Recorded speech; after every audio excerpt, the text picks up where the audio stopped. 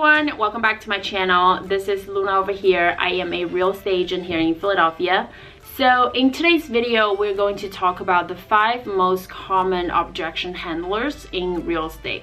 And disclaimer, I think that being as a new real estate agent, it's going to come across more often with those objections. However, if you are in the business for quite a bit of time, you have more of a track record, you are very confident during presentations, you most likely won't come across those objections. On a side note, if you know how to pre-qualify your prospect before you go on the listing appointment or just buyer consultations, it's going to be a lot more easier for them to trust you in order to throw you with a bunch of questions and objections as well. Alright, so let's get into the video. The first objection that I came across most often as a new real estate agent, I will say, is the seller asks, will you cut your commission?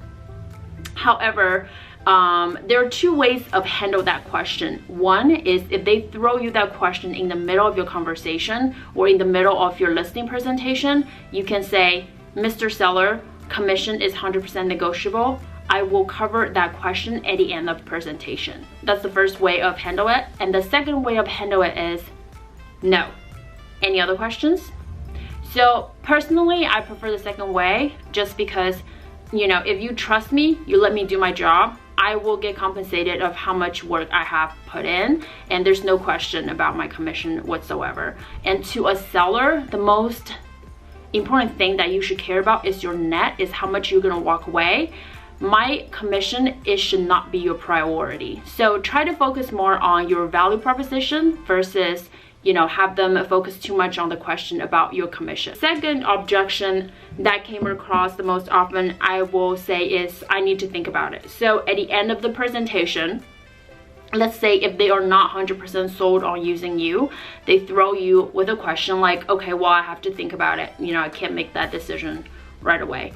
So for me, I will go ahead and I'll just like peel the onion. I'll go ahead and ask them, can you help me understand what do you have to think about? Is it, you know, my product, or is it me, like as an agent, you don't think I can do the job, or do you don't think I can help you get the net that you wanted, or are you not the sole decision maker? So by asking them these questions, you're going more depth of finding out what the problem really is. For you to be a better salesperson, you gotta figure out what exactly the problem is. And number 3 is the seller being very unrealistic on the price. Let's say when you go on the listing presentation, the house, actually the fair market value is around $250,000.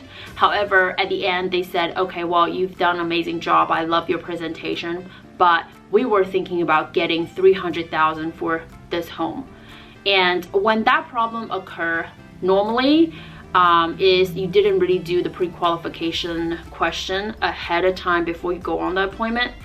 Because when you are pre-qualify the prospect, in this case seller, you usually ask them, okay, Mr. Seller, realistically, how much do you think a buyer will pay for your house? And if right then they said, okay, well, I think the buyer will pay $300,000 for my house, you should have a better idea whether if it's an appointment that's worth going for you, because the sellers is definitely very unrealistic. However, if that occurs during the listing presentation, what I will say to the seller is, Mr. Seller, you may or may not know the fair market value for this property, for this area, is $250,000.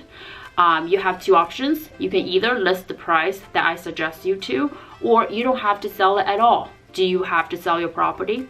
And then you wait until they answer the question if they have to sell it or they don't have to sell it. If they don't have to sell it, there's no motivation there. And even if you list the house at $300,000, you might not even be able to sell it. Therefore, it's going to end up being as a charity case, and I don't want people to waste my time like that. So most likely I won't take that listing, I'll just walk out the door. And number 4, the most common rejection I will say is to most for sale by owner is bring me a buyer. So I have heard that so many times, and no matter how I try to tell them that, you know, I've tried different objection handlers, like, okay, you know, obviously I'm in real estate, I work with a bunch of buyers, and you know, I do work buyers. I don't know if your house is a great fit, so I have to see the house first. I used to use this objection handler, but it just came across a lot more problem than I thought it would be. The seller most likely will have the wrong impression thinking that you're bringing them a buyer, which is a big no-no, because then you're gonna come across like a liar.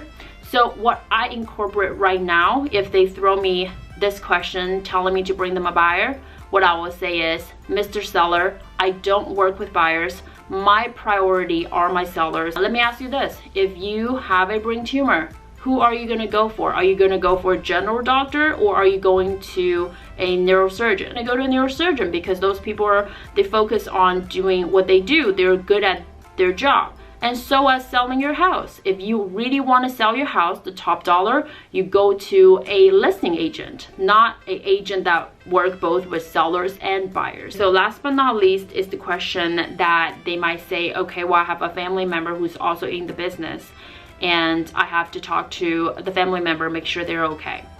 And for me to answer that question, I will say, Mr. Seller, both you and I know that is not a true problem. If it is, I won't be here in the first place.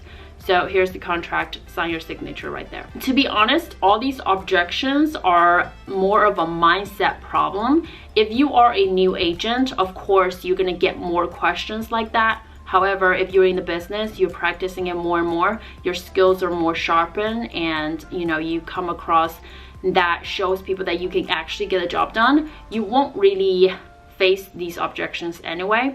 If you like this video, please hit the like and subscribe to my channel.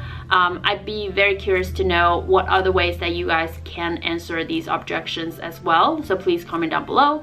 Thank you so much for watching my video. This is Luna over here. I will talk to you guys in the next one. Bye.